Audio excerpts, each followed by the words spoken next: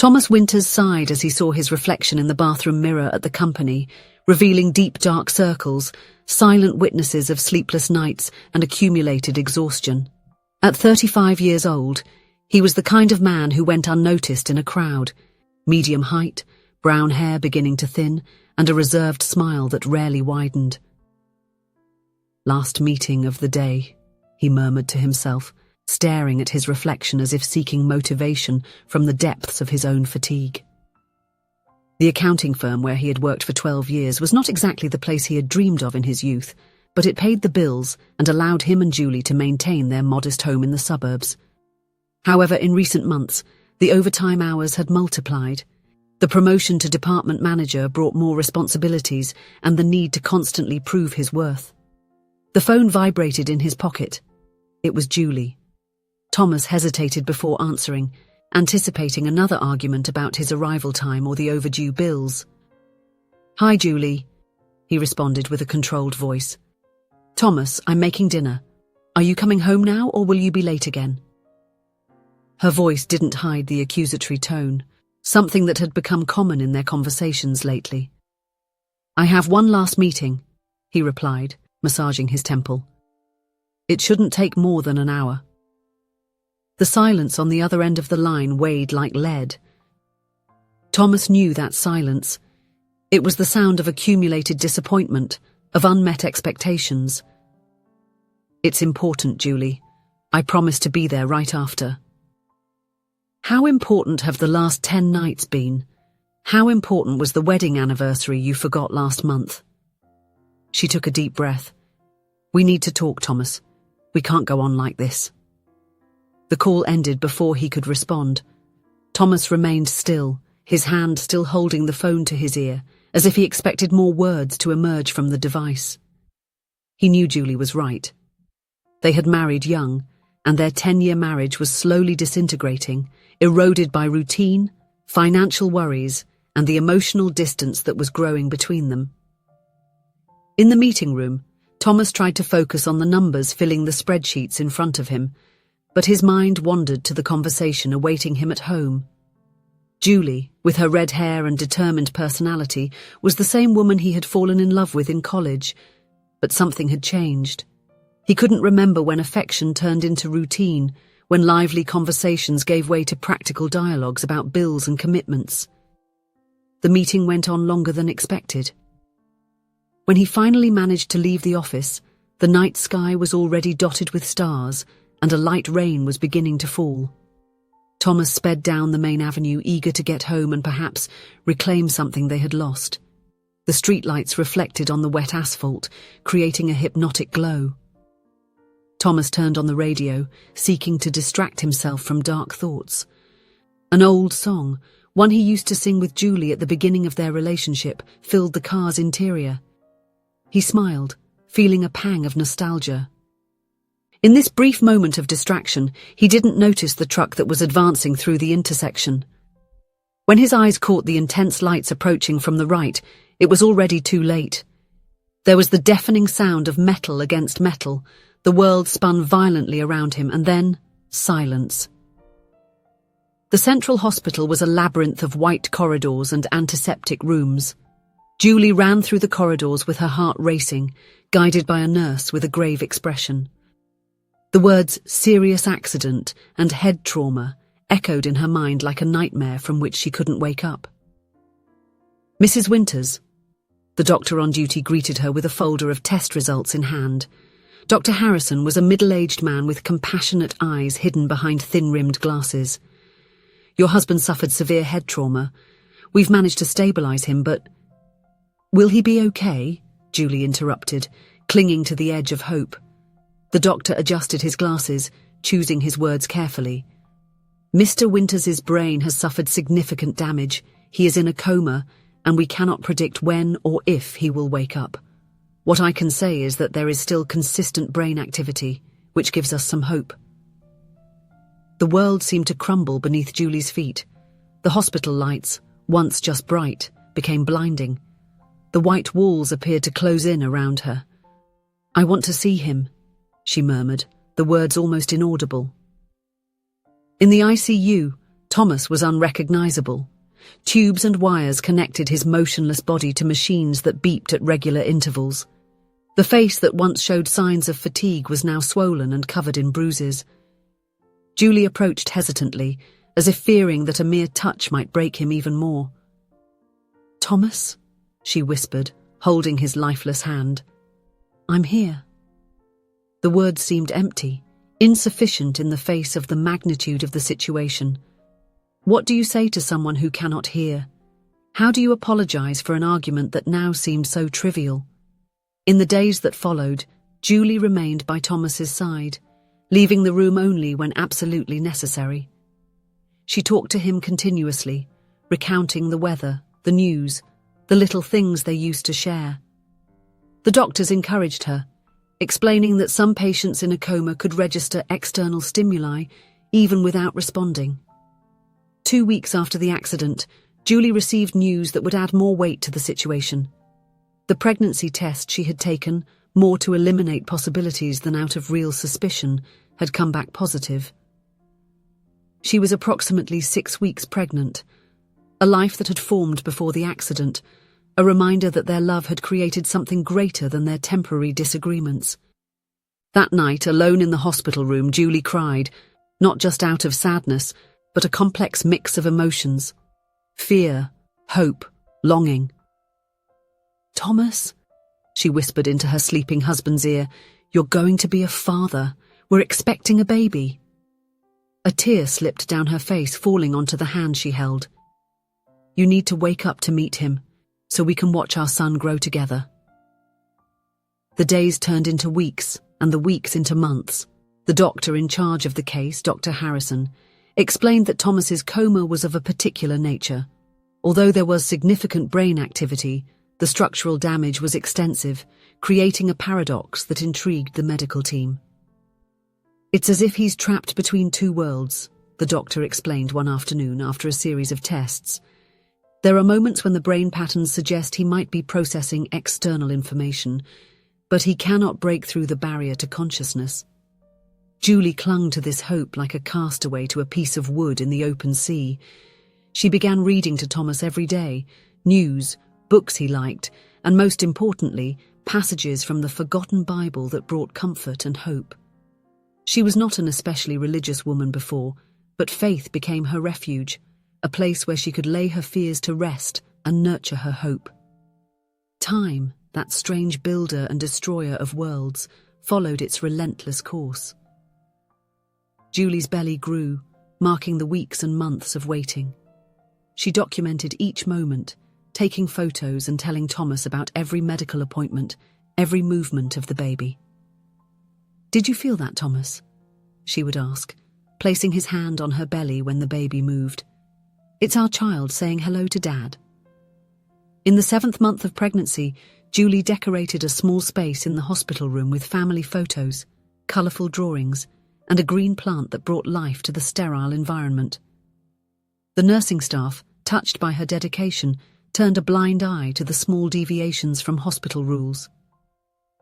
"I've never seen such devotion," an older nurse once commented. "You come every day, without fail." Julie smiled, tired but determined. "He would do the same for me. And besides, I need to keep our son connected to his father." Samuel Thomas Winters was born on a rainy spring morning, weighing 3.5 kilograms and with a head of dark hair reminiscent of his father's. The day after the birth, Julie requested special permission to take the newborn to Thomas's room. "I want him to feel his son," she explained to Dr. Harrison, who after a brief hesitation agreed to the extraordinary visit. That afternoon, Julie placed little Samuel in the arms of his unconscious father, guiding his hands to touch the baby's delicate face. Silent tears streamed down her face as she narrated to Thomas every detail of the birth, the appearance of their son, the plans for the future. "He has your eyes, Thomas," she said softly, "and I am sure he will have your laughter too. Please, try to come back to us. Your son needs to know the wonderful father I know you will be." The years passed, inexorably. Samuel grew up, moving from his first uncertain steps to racing down the hospital corridors during visits. Julie never hid his father's condition from him, explaining in an age-appropriate way what had happened. "Daddy is sleeping a very deep sleep," she explained when he was 4 years old. "The doctors are trying to help him wake up." "Can he hear when I talk to him?" asked the boy, looking curiously at the motionless figure in the hospital bed. "I believe so, dear. That's why we always talk to him, so that he knows we're here, waiting." Visits to the hospital became part of the family routine. 3 times a week without fail, Julie and Samuel spent a few hours with Thomas. The boy would talk about school, draw for his father, and sometimes even fall asleep in the chair beside the bed, exhausted after a busy day. Julie sought support in groups for families of patients in a coma, finding comfort in shared experiences and mutual understanding. She worked part-time as a secretary at a local school, balancing financial responsibilities and raising her child with visits to the hospital. Dr. Harrison, who continued supervising the case even after so many years, had frank conversations with Julie about the recovery prospects. "Statistically, the chances decrease over time," he explained in one of the follow-up appointments. "But Thomas's case remains unusual. The brain activity remains stable, and sometimes we observe spikes that suggest greater awareness." Julie never allowed despair to completely overwhelm her. In the most difficult times, she turned to the faith that had strengthened over the years. "God has a plan," she repeated to herself on lonely nights, "even if I don't understand it now." 10 years have passed since the accident, a decade of waiting, of adapting to a life she had never planned to live alone. Julie, now 42, bore a few early wrinkles on her face, silent witnesses to the arduous journey. Samuel, about to turn 10, was an intelligent and sensitive boy, with his father's dark eyes and his mother's determination. It was an ordinary Thursday afternoon. Julie had left work early to visit Thomas as usual. Samuel had extracurricular activities and would join her later. The hospital room, after so many years, had almost become a second home, the white walls decorated with Samuel's drawings, family photographs, and support cards from friends and relatives. Julie sat in the armchair beside the bed, taking the worn Bible out of her bag, which had accompanied her for years. She opened to one of the marked Psalms, adjusting the reading glasses she had recently started using. "I will read Psalm 27 to you today, Thomas," she said softly, touching her husband's hand. "It is one of my favorites, about strength and hope." Julie's voice filled the room, reading the verses with the intimacy of someone who finds in ancient words an echo of her own journey. "The Lord is my light and my salvation. Whom shall I fear? The Lord is the stronghold of my life. Of whom shall I be afraid?" As she read, she automatically caressed Thomas's hand, a gesture that had become part of her daily ritual. She was so absorbed in the reading that she initially didn't notice the subtle movement of the fingers under hers. When she felt the slight pressure, her voice faltered. "Thomas?" she called, her heart racing. It could have been just a reflex, something that had happened a few times over the years. But then, something different occurred. Thomas's fingers moved again, this time more firmly. Julie stood up, leaning over her husband's face. His eyelids fluttered slightly, and then, a miracle in slow motion, his eyes opened. Dark, confused eyes, blinking several times, trying to adjust to the room's light. "My God, Thomas!" exclaimed Julie, instant tears blurring her vision. "Nurse, please, someone!" he shouted towards the door. Thomas's eyes moved slowly through the room before finally focusing on Julie's face. She saw recognition dawn in them, a glimmer of awareness she hadn't seen for 10 long years. He tried to speak, but his throat, unused for so long, produced only a hoarse sound. After embracing him with all the strength in the world, Julie quickly grabbed a glass of water with a straw, offering it carefully. Thomas took a few sips with difficulty. A nurse rushed into the room, momentarily freezing upon seeing the patient awake. "I'll call the doctor immediately," she said, quickly leaving. Thomas tried again a few minutes later. his voice coming out scratchy and unrecognizable after a decade of silence. Where? He managed to say with visible effort. Julie held his hand tightly, unable to contain the tears that now flowed freely. You are in the hospital, Thomas. There was an accident, but you're going to be okay now. Thomas frowned, as if processing the information. His eyes scanned the room again, noticing the children's drawings, the photographs. Then, with a visibly painful effort, he managed to articulate a complete sentence, words that completely froze Julie. Where is our son? The world seemed to stop. Julie covered her mouth with her hand in shock. She could no longer hold back her tears. It all seemed surreal. How could he know? Samuel was born months after the accident, and Thomas was in a deep coma. Unless... You knew, she asked in an incredulous whisper. Before Thomas could respond, the room filled with doctors and nurses, all amazed by what they were witnessing. Dr. Harrison, visibly emotional, began a series of quick examinations, checking reflexes and responses. It's extraordinary, murmured the doctor. After so long. Thomas, do you know where you are? Do you know what happened? Thomas nodded slightly, conserving his strength. His eyes, however, did not leave Julie's face, as if trying to memorize it again. In the following weeks, Thomas's recovery amazed even the most experienced doctors. Although he had significant motor difficulties and speech problems, his awareness and memory were remarkably preserved, a phenomenon that Dr. Harrison described as scientifically fascinating. It was during one of the therapy sessions, 3 weeks after waking up, that Thomas finally managed to explain to Julie. I could hear you, he said, the words still coming out with effort, but clearer each day. All the time. I heard your voice. Julie, sitting next to him while the physical therapist assisted with the leg exercises, felt her eyes welling up again. You could hear me during those 10 years? Thomas nodded slowly. Not all the time. It was like being in a dark room with a small window. Sometimes the window would open, and I could hear everything. You heard about the pregnancy, Julie concluded, finally understanding.